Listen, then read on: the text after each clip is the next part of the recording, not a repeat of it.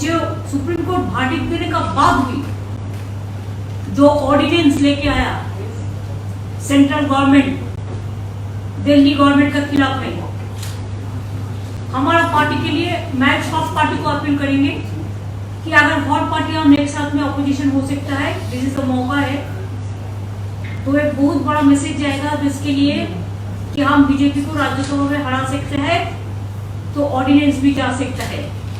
BJP को हराने के लिए 24 से पहले एक बहुत मौका मिल गया। हमारा पार्टी से हम डिसाइड किया है हम एक ऑर्डिनेंस को विरोध करेंगे और हम सुप्रीम कोर्ट का पास हम इसको जस्टिस मांगेंगे। अभी हम अरविंद जी को दे रहा है माइक, अरविंद जी बोलेंगे, इसके बाद वान जी भी है, इसका बाद अगर आप लोगों का कोई क्वेश्चन है तो जरूर हम लोग कोशिश करेंगे। सबसे पहले मैं दीदी को बहुत बहुत शुक्रिया अदा करना चाहता हूँ। इतना वार्मली हम लोगों को वेलकम किया, इतना प्यार, हमेशा दीदी का प्यार मिलता रहता है हम लोगों को, हमारी बड़ी बहन की तरह है दीदी।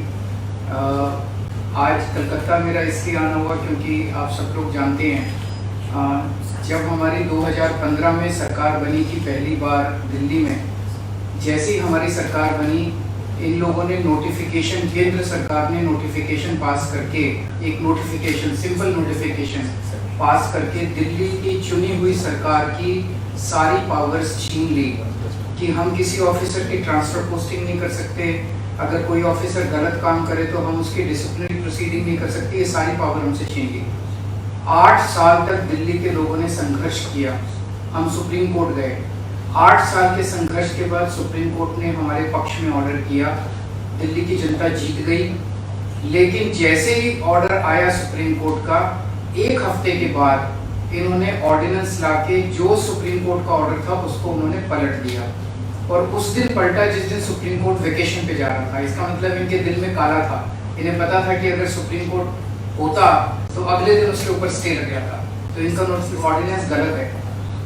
इन लोगों ने जिस तरह से डेमोक्रेसी का मजाक बना दिया है, जहां भी 3 तरीके से ये चुनी हुई सरकारों को तंग कर रहे हैं। एक, पहली चीज कि जहां पे बीजेपी की सरकार नहीं बनती वहां ये एमएलए खरीद के सरकार गिरा देते हैं उस पार्टी की और अपनी बीजेपी की सरकार बना लेते हैं। दूसरा, जहां बीजेपी की सरकार नहीं बनती वहां ये ईडी और सीबीआई को इस्तेमाल करके दूसरी पार्टी के एमएलए को डराते हैं, धमकाते हैं, उनको तोड़ लेते हैं और उनकी सरकार गिरा के बीजेपी की सरकार बना लेते हैं। तीसरा, जहां बीजेपी की सरकार नहीं बनती वहां कानून का गलत इस्तेमाल करके, गवर्नर के जरिए ऑर्डिनेंस पास करके ये तरह तरह से उस नॉन बीजेपी गवर्नमेंट को काम ही नहीं करने देते।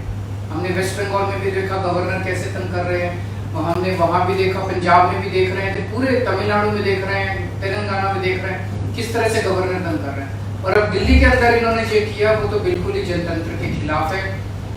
एक तरह से ये बोल रहे हैं कि हम सुप्रीम कोर्ट को भी नहीं मानते, तो ये इनको बहुत ज्यादा अहंकार हो गया है, और अहंकार जब हो जाता है आदमी को तो फिर वो बहुत स्वार्थी हो जाता है, फिर वो देश के बारे में नहीं सोचता। तो मैं समझता हूँ कि आने वाले समय में देश की जनता को ये देख के अब इस अहंकारी सरकार को हटाना चाहिए। तो एक तो मैं दीदी का शुक्रिया अदा करना चाहता हूँ कि राज्यसभा के अंदर इन्होंने कहा कि हम सपोर्ट करेंगे, और मैं समझता हूँ कि अगर राज्यसभा में ये बिल गिर जाता है तो ये एक तरह से सेमीफाइनल हो जाएगा 2024 का। और मैं अब भगवंत मान जी को रिक्वेस्ट करूँ। बहुत बहुत धन्यवाद। सबसे पहले ममता दीदी, मैं पहली बार बंगाल में आया हूँ और इतना इन्होंने हमें मान सम्मान दिया और उसके लिए मैं धन्यवाद करता हूँ। आपका नाम तो मान है। जी थैंक यू। और सेंट्रल हॉल में बहुत बार मिलते रहे। लोकसभा में जब मैं था तो बहुत से गलत जो बिल आते थे उनका मिलके तृणमूल कांग्रेस के साथ मिलके हम उसका विरोध करते रहे, वेल में भी जाते रहे और हम बहुत से बिलों को वापस भी करवाते रहे। और जिस कमेटी का मैं मेंबर था उसके चेयरमैन जो थे सुदीप जी वो उनके चेयरमैन थे। तो एफसीआई और पब्लिक डिस्ट्रीब्यूशन, सो बंगाल और पंजाब का बहुत जो रिश्ता है वो बहुत मजबूत है। आज़ादी का संघर्ष जब चलता था तो बंगाल और पंजाब आपस में शहीद आजम भगत सिंह भी लाहौर से सीधा कोलकाता आते थे और यहाँ से उनके जो जितने भी आज़ादी के परवाने थे उनके साथ मीटिंगें चलती थी। अभी भी पंजाब से बहुत बड़ा नाता है क्योंकि बहुत भारी संख्या में पंजाबी जो है वो बंगाल में रहते हैं। ट्रांसपोर्ट का बिजनेस है, दूसरे बिजनेस हैं। तो जैसा कि अरविंद जी ने बताया, ये लोकतंत्र को अपने पक्ष में करने के लिए कोई भी तरीका अपनाने लगे हैं सेंटर सरकार वाले। यहाँ तक कि मेरे 117 में से 92 एमएलए, बहुत बड़ा मैंडेट है, फिर भी मुझे अपने बजट सेशन को जो है चलाने के लिए सुप्रीम कोर्ट जाना पड़ा। सुप्रीम कोर्ट से ऑर्डर है कि राज्यपाल रोक नहीं सकता, बजट सेशन चलना चाहिए। इस लेवल तक हमें तंग करते हैं। तो अगर दिल्ली में भी तंग करते हैं, अभी स्टालिन जी की हमारे पास चिट्ठी आई कि हमें हमारे बिल नहीं पास हो रहे। केरला के जो चीफ मिनिस्टर, उनकी चिट्ठी आई कि पास नहीं होने दे रहे 2-2 साल से जो है वो बिल पड़े हैं गवर्नर हाउस में।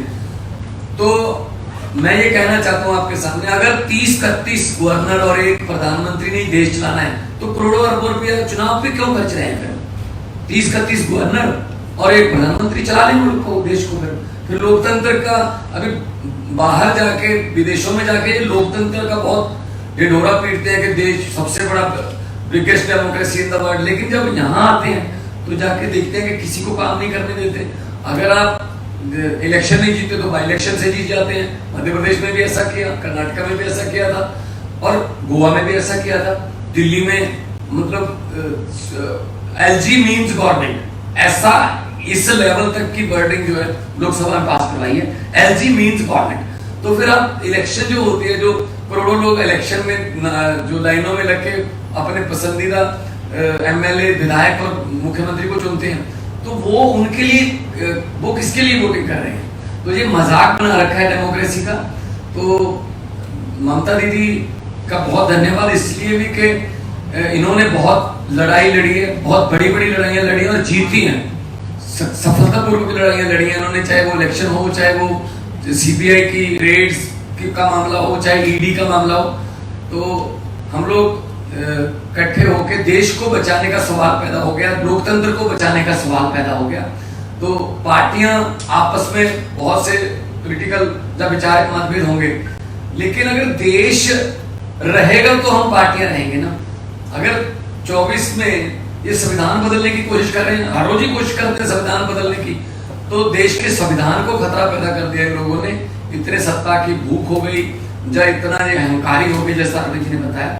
लेकिन हमारे पंजाबी में कहावत है कि हंकार दा सिर नीवा होता है, हंकार हमेशा हारता है और भगवान भी हंकारी बंदे की जो है वो हेल्प नहीं करता। हम लोग सच्चे लोग हैं, हम लोग देशभक्त लोग हैं, अपने अपने फील्ड को छोड़ के हम राजनीति में आए हुए हैं और हम चाहते हैं देश नंबर 1 बने दुनिया में। लेकिन वो तभी बनेगा जब सच्ची नीयत वाले लोग जो है वो आगे आएंगे।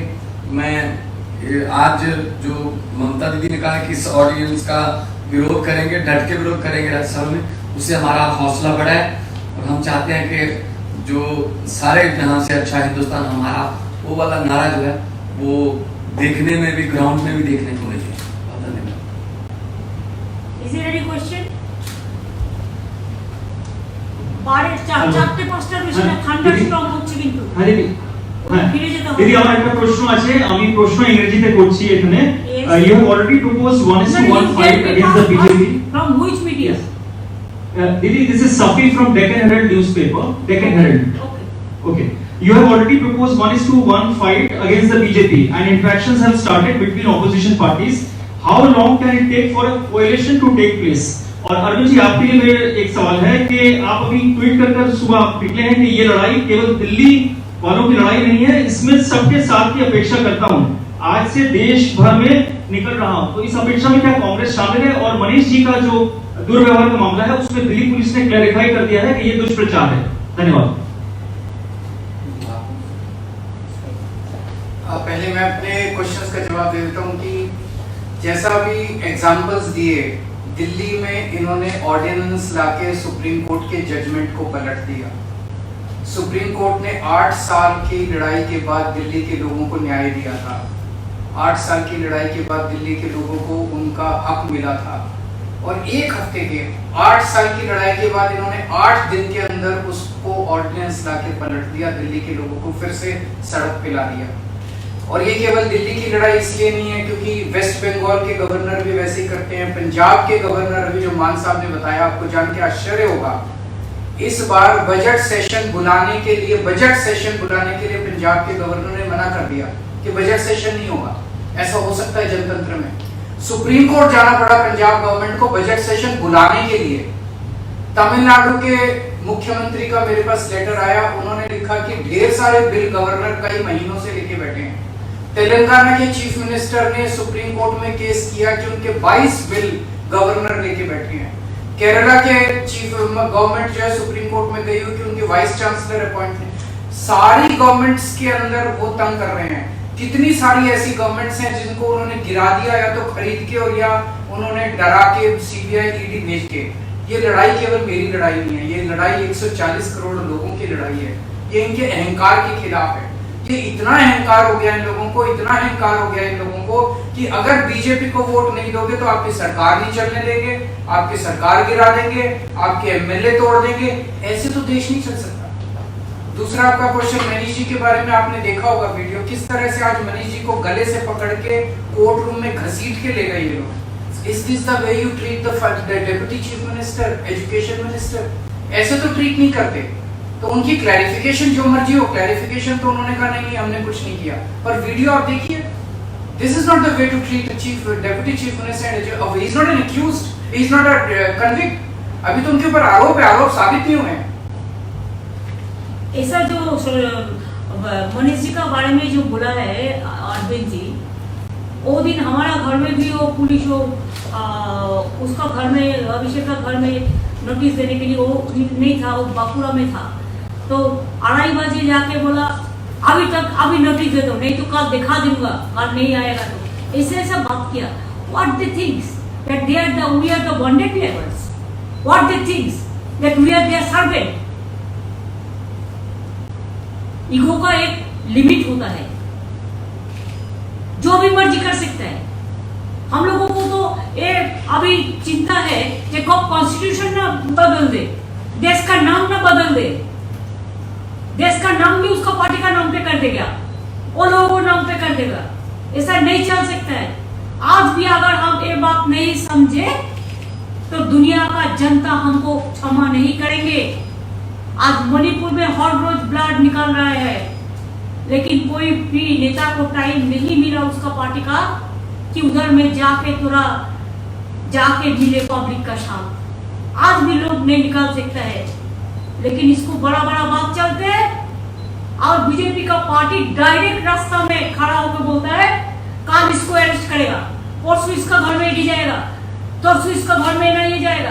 कैसे बीजेपी पार्टी का छोटा लड़का को जो चुनाव कुटी हमरा बांग्लाय बोली, ऐसा माफिक उसको सब इंफॉर्मेशन मिल जाता है।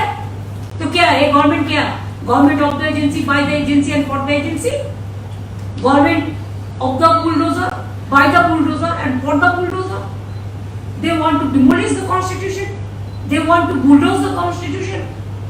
Even they don't respect the Supreme Court verdict. I am really shocked because I am also a lawyer. So always we respect the court verdict. Sometimes it may be in favor of me, sometimes it may be against of me. We can discuss about the verdict, not the judge. You know what is going on here? Never we say. When Supreme Court gave a verdict, strong verdict, after so many years, they will go for election, they will go for people, they will work 5 years for the people, and ultimately, central government will rule all the state through governor, through some ordinances, through some letters. आज भी मेरे को एक letter मिला कि foreigners को ढूंढो। कहां से फॉरेनर आएगा इधर में? जो वीजा है, जिसको है, पासपोर्ट है, उसका पास तो गवर्नमेंट ऑफ इंडिया का इंफॉर्मेशन रहता है। ये एनआरसी करने का मतलब है कि चुनाव का पहले ये सब चलाकी में से काम करो, लेकिन इससे रोका नहीं जाएगा।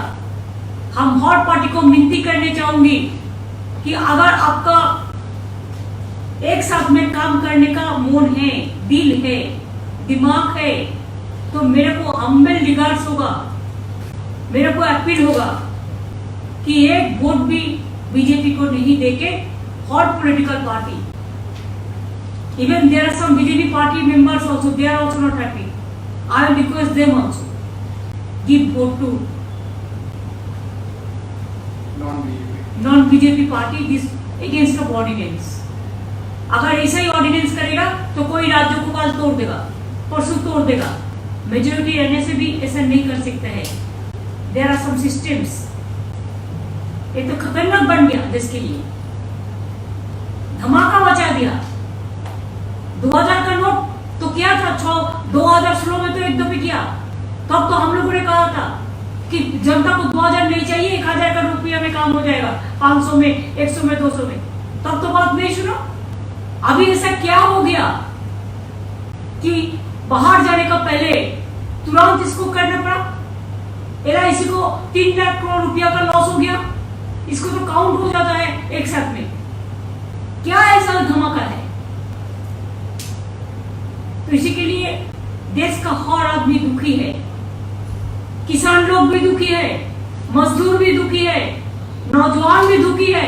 सब झूठा बोलता है हम 1 लाख लोगों को, 10 लाख लोगों को नौकरी देगा। आज मुझे तो किसी को दिया, एक ट्रेन बनाया, 10 डिपार्टमेंट उठा दिया, बजट उठा दिया।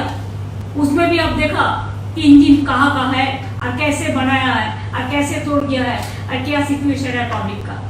एक लोकल स्टेशन में एक टिकट का भाव ऐसे ही 10 रुपया से 30 रुपीज बना दिया। जैसे हमको पास काटवा पैसेंजर एसोसिएशन से लेकर आया। तो देश में जो चलता है दिखाने के लिए कुछ करते हैं, लेकिन ये गवर्नमेंट हो गया डबल इंजन वाला। जो गवर्नमेंट बोलता है एक डबल इंजन और टेरेबल इंजन बन गया। तो अगर एट्रोफस टेरेबल कुछ चलेगा तो इसको हम लोग का हिम्मत है इसको लड़ने के लिए। जो भी करना है आप कर लो। हम लोग डिसीजन लिया है, हम बीजेपी का खिलाफ में हम लड़ेंगे, हम एक कट्टर रहेंगे। हमारा कुछ नहीं चाहिए, किसी से कुछ नहीं चाहिए, खाली जनता को सेव करना चाहिए, सेफ्टी सिक्योरिटी रक्षा करना चाहिए, देश को रक्षा करना चाहिए। I am totally 100% with Arvind ji Mann. I am totally 100% with Telangana बोलो, पंजाब बोलो, तमिलनाडु बोलो, आप केरला बोलो, आप आंध्र प्रदेश बोलो, आप चेन्नई बोलो, आप उड़ीसा बोलो, आप बिहार बोलो, आप झारखंड बोलो, हर जगह में हम लोग एक साथ में आए और एक साथ में हमको और भी चुकाना है। आप लोगों को मदद भी मैं चाहती हूँ। मीडिया को तो बोल देता है ये बात कहना, ये बात नहीं कहना। मीडिया को भी थोड़ा इम्पार्शियलिटी देना चाहिए। मीडिया को मालिक लोग डरते हैं, ये लोग डराता है। अब तो 6 महीने का बात है भाई, और अगर कोई अचानक कुछ हो जाए, मिराकल कुछ हो जाए, तो उसको पहले भी जा सकता है। Who can say tomorrow, today I am alive, tomorrow I may not be। तो इसी के लिए ये देश में ये लोग नहीं चलेगा। इलेक्शन भी होना है तो 6 महीना बाकी है, इतना ज्यादा नहीं है। अभी उसी के लिए एजेंसी को डांट के भेजता है, एक करो वो करो वो करो। अरे सुप्रीम कोर्ट जब वर्डिक्ट दिया, accept the verdict of the Supreme Court. क्या है, दिल्ली का चपरासी को अब क्यों ट्रांसफर करेंगे? दिल्ली को एम्प्लॉयज को दिल्ली गवर्नमेंट का अंडर में है, आपका अंडर में नहीं है। आपका अंडर में तो डिफेंस है, उधर में हेडक्वार्टर, आपका उधर में होम मिनिस्ट्री है, आपका उधर में BSF है, आपका उधर में CISF है, आपका अंडर में CBI है, आपका अंडर में ED है, आपका अंडर में NIA है, क्या नहीं है, पुलिस है, सब कुछ है आपका अंडर में। तो ये लोग चुनाव में जाएगा, लड़ेगा और इसको सब पावर आप तोड़ लेंगे। ये बात नहीं चल सकता है। लोकतंत्र रहेगा तो हमारा देश बचेगा, लोकतंत्र नहीं रहेगा तो हमारा देश नहीं बचेगा। इसी के लिए जितना जल्दी ये बीजेपी पार्टी को हटाना हम लोग को सबका काम है और एक काम पे हम लोग एक साथ में चलेंगे। Thank you.